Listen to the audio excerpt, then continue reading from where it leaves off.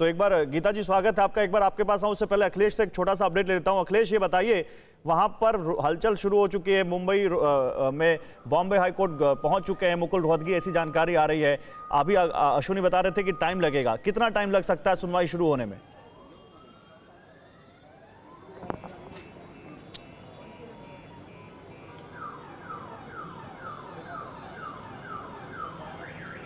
चलिए, अखिलेश तक संपर्क नहीं हो पा रहा। गीता जी आपके पास आता हूं। गीता जी देखिए, आप कानून समझती हैं मैम, और इसी मामले में जिसमें आर्यन खान को की जमानत पर सुनवाई हो रही है और उनको बेल नहीं मिलेगी या मिलेगी, वो फैसला आना है। इससे पहले ही कल 2 लोगों को जमानत मिली है, वो अलग कोर्ट से मिली है, लेकिन 2 लोगों को जमानत मिली है। ये कितना बड़ा आधार बन जाता है इस पूरे मामले में आर्यन खान के पक्ष में, या आपको लगता है कि ये इस मामले का इसको अलग देखे, इससे कोई फर्क नहीं पड़ेगा आर्यन खान के मामले में? मुझे लगता है फर्क पड़ेगा।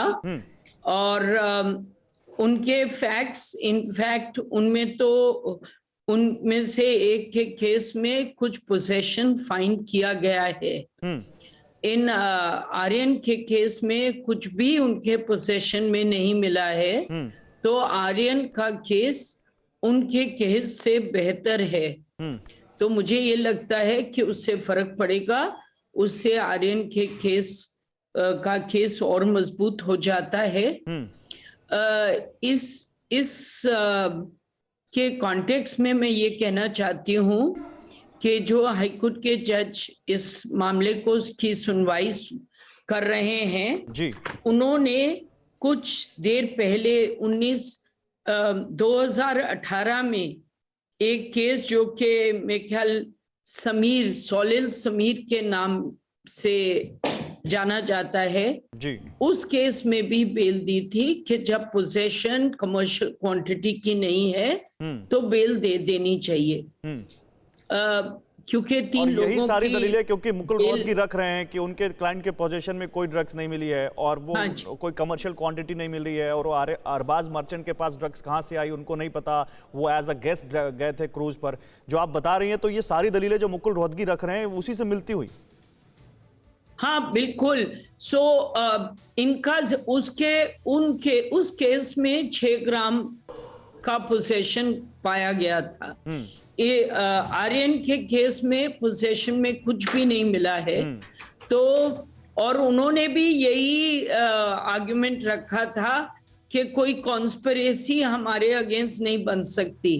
तो सेम आर्यन की भी आर्गुमेंट है कि मेरे अगेंस्ट कॉन्स्पिरेसी नहीं है, मेरे अगेंस्ट कॉन्शियस पोजेशन नहीं है, और कमर्शियल पोजेशन क्या बिल्कुल ही पोजेशन नहीं है जी, नॉन कमर्शियल पोजेशन की बात तो है ही नहीं। तो ये केस काफी उस केस से मिलता जुलता है। लेकिन एनसीबी की दलीलों पर भी आएंगे मैम। एनसीबी ने बहुत सख्त विरोध किया आर्यन खान की जमानत का, उस पर भी आएंगे, लेकिन उससे पहले एक बार फिर से अखिलेश के पास जाते हैं।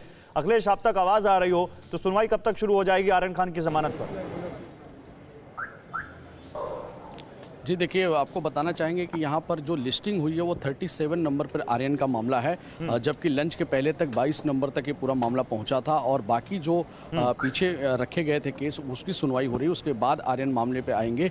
आर्यन के साथ साथ ही कल अरबाज मर्चेंट पे भी अमित देसाई ने जिस तरह से अपनी दलीलें रखी थी वो भी कंटिन्यू किया जाएगा। उसके बाद जी, आर्यन खान और मुनमुन अरबाज मर्चेंट और उसके साथ मुनमुन धमेचा, तीनों की जो दलीलें हैं वो सुनने के बाद ही कोर्ट कोई फैसला करेगा, क्योंकि कोर्ट ने तीनों जमानत याचिका एक साथ दायर की गई थी और यहाँ पर तीनों के वकील मौजूद हैं कोर्ट में, तो अपनी दलीलें पेश करेंगे। उसके बाद क्योंकि सभी को एक साथ जोड़ते हुए तीनों की जो यहाँ पर जमानत सेशन कोर्ट में रद्द हुई थी, उसके बाद बॉम्बे हाईकोर्ट अभी थोड़ी देर में होगी, अभी टाइम लगेगा उसमें।